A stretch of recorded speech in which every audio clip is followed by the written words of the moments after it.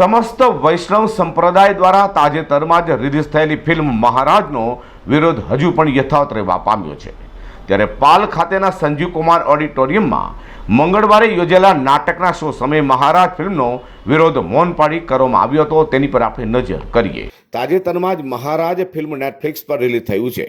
તે ફિલ્મનો ઘોર વિરોધ વૈષ્ણવ સંપ્રદાય દ્વારા કરવામાં આવી રહ્યો છે। ત્યારે મહારાજ ફિલ્મ બાબતે વૈષ્ણવ સંપ્રદાય દ્વારા આવેદનપત્ર આપી અગાઉ વિરોધ નોંધાવ્યો હતો। ત્યારે મંગળવારે રાત્રે પાલ ખાતેના સંજીવ કુમાર ઓડિટોરિયમ ખાતે વૈષ્ણવ સંપ્રદાય એટલે કે સમસ્ત વૈષ્ણવ વણિક પરિવાર SVP દ્વારા નાટકનો શો યોજવામાં આવ્યો હતો, જેમાં સમસ્ત વૈષ્ણવ સમાજના લોકોએ 2 મિનિટનું મૌન પાડી મહારાજ ફિલ્મ રિલીઝ થયાનો વિરોધ નોંધાવ્યો હતો।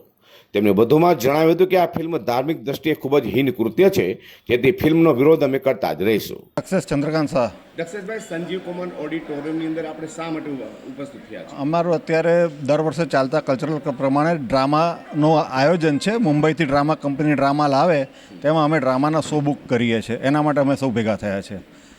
આ નિમિત્તે અત્યારમાં જે પિક્ચર રિલીઝ થયું છે મહારાજ નેટફ્લિક્સ પર, તેનો અમે મૂક વિરોધ કરવાના છીએ, મૌન વિરોધ।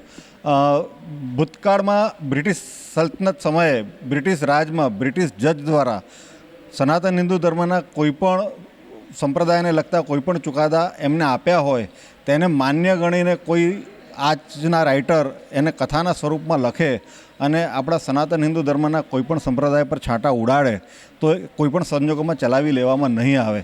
જો એ ચુકાદા માન્ય હોય અને ચુકાદા જ અંતિમ હોય તો એ સમયે બ્રિટિશ સરકારે 6.5 લાખ લોકોને દેશદ્રોહી જાહેર કરેલા, એમાંથી અઢળકને ફાંસી આપેલી, અઢળકને જન્મટીપની સજા આપેલી। આપણે બધાને આજે શહીદ કહીએ છીએ, શહીદનો દરજ્જો આપીએ છીએ। ભગતસિંહ હોય કે રાજગુરુ હોય કે સફાકલ્લા ખાન હોય, આપણે આ બધાને શહીદનો દરજ્જો આપીએ છીએ। બ્રિટિશ રાજના જજોએ તો એમને દેશદ્રોહી ગણીને ફાંસીએ લટકાવી દીધેલા। બીજા સાવરકરને એ લોકોએ દેશદ્રોહના મુકદ્દમા ચલાવીને 2 વખત આજીવન કારાવાસ એટલે 10-10 વર્ષની સજા એમને આપેલી। આપણે સાવરકરને વીર સાવરકર કહીએ છીએ। જેવી રીતે સુભાષચંદ્ર બોઝ, તો સુભાષચંદ્ર બોઝને એમને ભાગેડુ ડિક્લેર કરેલા। આપણે નેતાજી કહીએ છીએ અને આપણા સર્વમાન્ય નેતા તરીકે આજે પ્રસ્થાપિત થઈ ચૂક્યા છે। તો બ્રિટિશ સમયમાં એમના જજો દ્વારા આપેલા ચુકાદા એ અંતિમ માનીને પોતાને મળેલી અભિવ્યક્તિની આઝાદીનો કોઈ દુરુપયોગ કરે તો તે ચલાવી લેવામાં નહીં આવે અને અમે એનો મૂક વિરોધ કરીશું।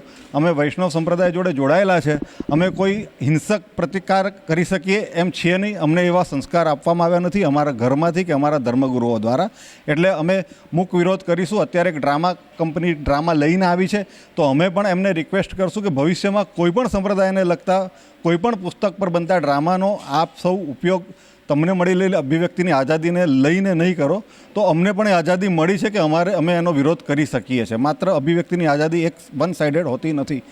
મેહુલ સંચોરાવાળા। મેહુલભાઈ, અત્યારે આપણે મૂક વિરોધ કરવા માટે પણ ઉપસ્થિત થયા છો, તો કેટલા વ્યક્તિ ઉપસ્થિત?